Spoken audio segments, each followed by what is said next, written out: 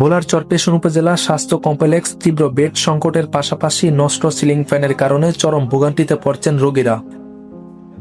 নির্ধারিত বেডের তুলনায় অতিরিক্ত রোগী ভর্তি হওয়ায় অনেকেই মেঝেতে শুয়ে কিংবা বসে চিকিৎসা নিচ্ছেন।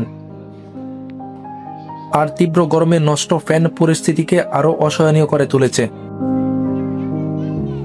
সরেজমিনে দেখা যায় হাসপাতালের বিভিন্ন ওয়ার্ডে বেড ফাঁকা না থাকায় রোগীদের ফ্লোরে বিছানা পেতে থাকতে হচ্ছে।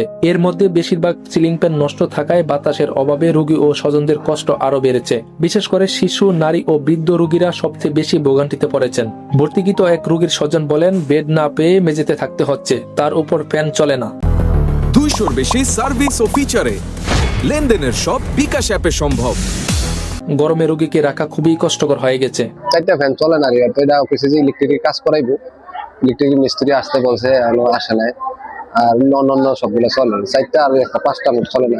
এই তো ফ্যান চলে না, মানে একটু গরম লাগে, অস্থিরতা লাগে আর মানুষজন বেশি, তো এই জন্য ফ্যান না চলার কারণে একটু মানুষের তো গরম এমনি বেশি। আরেকজন অভিযোগ করে বলেন, হাসপাতালে রোগীর চাপ বেশি, কিন্তু সেই অনুযায়ী ব্যবস্থা নেই। ফ্যানগুলো ঠিক থাকলেও অন্তত কিছুটা স্বস্তি পাওয়া যেত। হাসপাতাল সূত্রে জানা যায়, রোগীর সংখ্যা স্বাভাবিকের তুলনায় বেশি হওয়ায় বেড সংকট তৈরি হয়েছে। এছাড়া কিছু ফ্যান নষ্ট থাকলেও তা মেরামতের প্রক্রিয়া চলমান রয়েছে বলে জানানো হয়।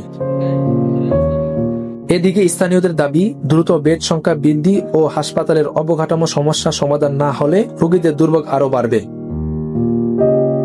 Israfil Naim, NTV online, চরপেশন।